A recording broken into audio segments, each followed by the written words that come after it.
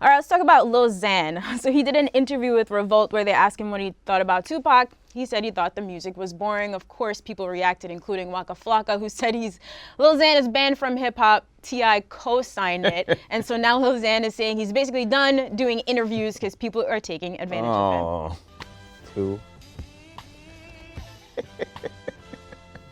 It's boring music. All right, so what do you guys think? Was Lil Xan being taken advantage of here? It's not the first time we've Clearly heard a he young was. artist disrespect a legend.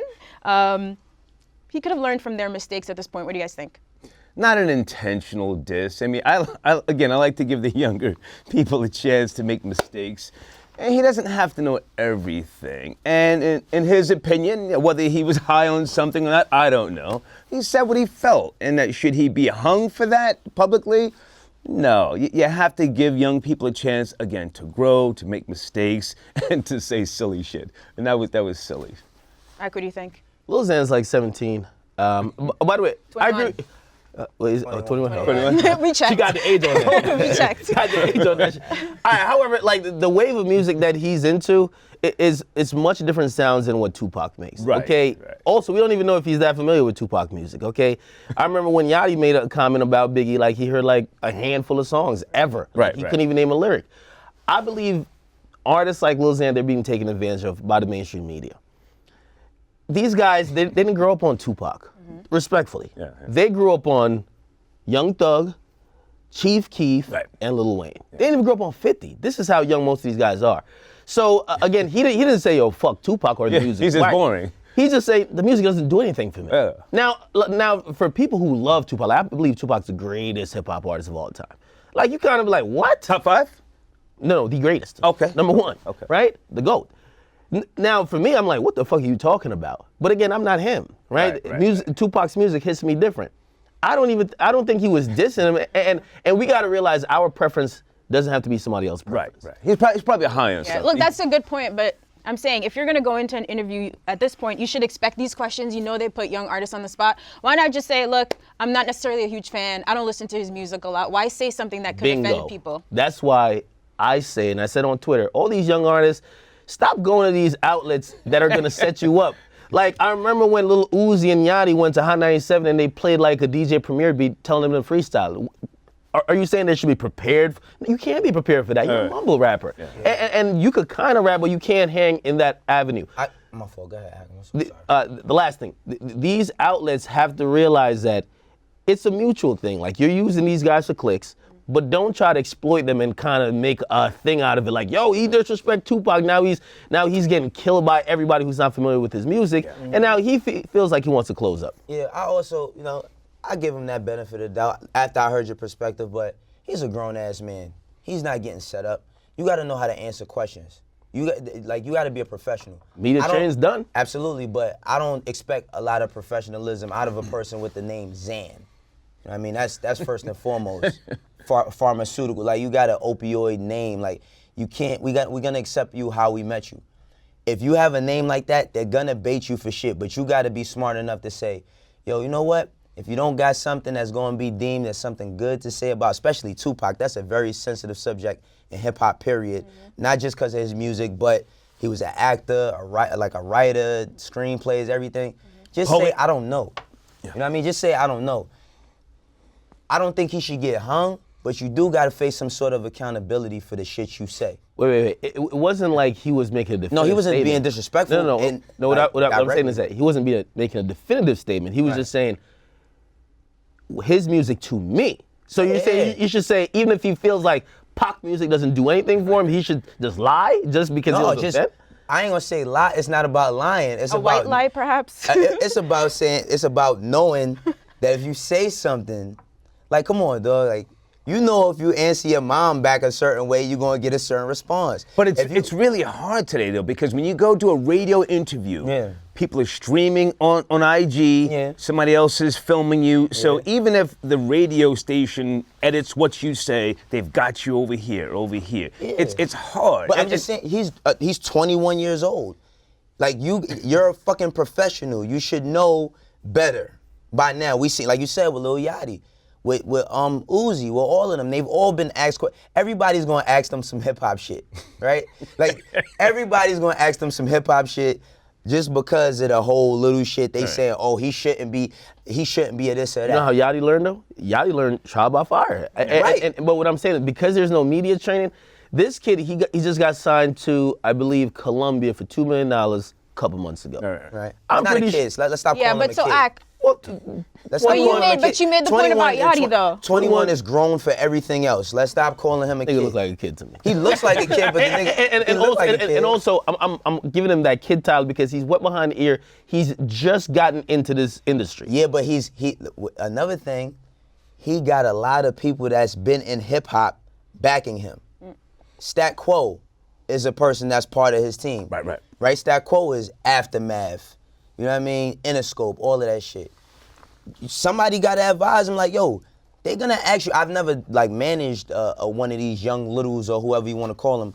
But you got to be telling them like, yo, they going to send you some shit. Don't just Euro step that shit. Word. Like, don't even get into that because you're going to lose either way. Yeah. But the media also wants this type of Absolutely, because it's going to get them a click. story. Why are we talking about it now? You know, just reckless commentary. You and I were talking behind the scenes about going to see Bod Baby live, right? Yes. We were both saying we're going to go see it. I wanna see that shit. Yeah, because she's reckless. She's out there. Yes, Have you ever yes. seen an interview with her? She shits on everybody. Lady Gaga. She says that's corny. That's whack. That's old. And then you know what the problem is? Because she's not even a fucking rapper. And the problem that we have in I beg hip hop. to differ, but go ahead. She's not a rapper. Everybody is telling these kids with visibility, she got popping off of disrespecting her mom. Right. Yo, you know what? You got 100 million followers. I don't know how exactly the number. I'm just hypothetically. Right. You got so many followers. You got so much viewership. You should rap. You should rap. That's so we can that's get where the this game bread. is. That's where the game That's is. what the game is, but that's why it's deteriorating a lot of shit. It's deteriorating a lot of culture. It's like, now, eventually, when she gets a big record, then we gonna be mentioning her with fucking Cardi and Nicki. You know what I mean? You gonna be like, yo, she ain't put in no work. You know what I mean? You're Like, shaking your head. You not want to see that? Let me ask you a question No? to get back on topic, right? So, what Waka said and T.I. eventually co-signed, and by the way, I treat that T.I. co-sign pretty heavily. I feel like T.I. is one of the councilmen of hip-hop. Absolutely. When T.I. say something, Absolutely. yo, it's a big stamp, him and Snoop. Yeah. So, I'm gonna change what he said. He said the music is boring to me. But imagine like a kid, whoever it could be, says, yo, honestly, man, Young Thug is better than Tupac to me.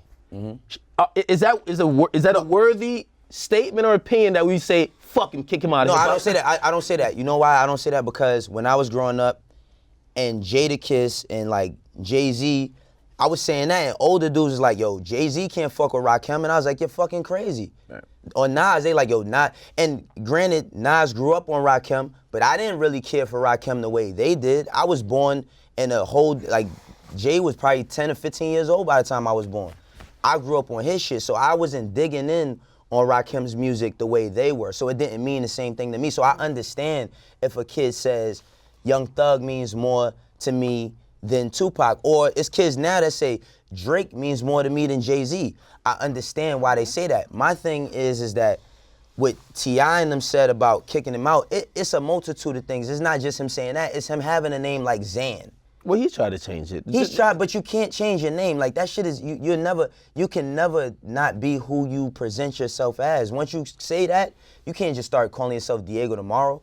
Yeah, well, he's in also, I think he has a branding conundrum. Like, I mean, you name Lil Xan and then Xan becomes the thing that He got people Z's on his realize. face and shit. I think he was going with the drug wave, and then the funny thing is, with most of these rappers, the ones who promote drugs the most, they don't really take drugs. And he don't take drugs. Right. And he don't take it no more. He used No to more. But used to. All right, but I watched, and what's crazy about this is that I watched, he did an interview with Big Boy, I think, when he was talking about his name, and he can speak. Like, he doesn't come off as he's not intelligent at all. Like, he doesn't come off as this druggie that just doesn't know shit.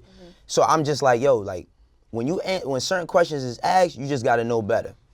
Yeah. But yo, you know that media shit, man. Yo, I yo know if you give me a young They'll artist spin who's you. wet behind the ears, I get that nigga to say some shit he ain't even want to say. Yeah, but to his I point, get a headline out of it. But and you've that's what seen it is. happen to people like Yachty and Uzi. So someone else coming up, can't they watch that and be like, I'm not walking into that trap? That's why I'm blaming Columbia. Who the fuck is the goddamn PR person? Why are you sending them up to Revolt, number one? Number two, first of all, you know what I like for most of these new artists? What? You should not be going up to the Breakfast Club, Hot 97, respectfully, like the first year. You shouldn't. The first year? The first year, even if you're popping, you gotta get your foot really in the game. Like, yo, they go up to these outlets, right? And they, first of all, those outlets don't know nothing about them because they just have one song Most that's of them popping. don't, yeah. At that point. Right. And then you're dealing with real professionals and some real savages. Charlamagne's gonna eat your heart alive. And then he's gonna get a headline. I'm not saying he would do it, but right. but he could. Right. So again, why bring an unprepared artist into those situations the first year? But that goes back to the conversation we were having before, Ak, about a person gaining, and you saying the microwave era. They going because it's the microwave era. They're like, yo, we got to put you on every single outlet, and they're not seasoning these kids. Like they're not growing them. They're not developing them. You know what I'm saying? And I don't know if Lil Xan is gonna be here or not. It's gonna be a bunch of other Littles, but that was the point I was trying to make before. Now you're saying like he might not have been as deserving of those to be on these outlets. But if you're gonna be on these outlets, just take preparation, because like you said, they're gonna fucking spin you. And you got to know how to handle it. Yeah, and what you just said, you know, that sounds great, respectfully, but you have to go within that first year. It's vital. It's crucial. You have to go promote the project. You have to go try to establish some type of relationship and connection. It's almost a necessity. I don't know if that's in the first year. I don't know if that's so necessary anymore. Like you see most of the guys who's popping, like other than they tried it with Uzi. Uzi ain't doing no more interviews. Like he did one with Zane Lowe, but other than that, he ain't going to no more outlets. Kodak Black, they tried it, but then Kodak Black told me, he said, yo, Atlantic says there's no more interviews. Because, so again, back in the day when media training was a thing, interviews helped artists. It helped establish your personality. Nowadays, these niggas, their personality is established through their Instagram Live and whatever they post. Yeah. So when you can't really articulate your points and you're tripping over shit and you're saying shit that's gonna fuck you up, I don't think it's good for everybody. Like, look at Lil Pump. No interviews. Did we also point out that Lil Xan said, based upon this, he's not doing any more interviews? Yeah, well, that's why. Yeah. That's why. He said, I'm done. Fuck out of here.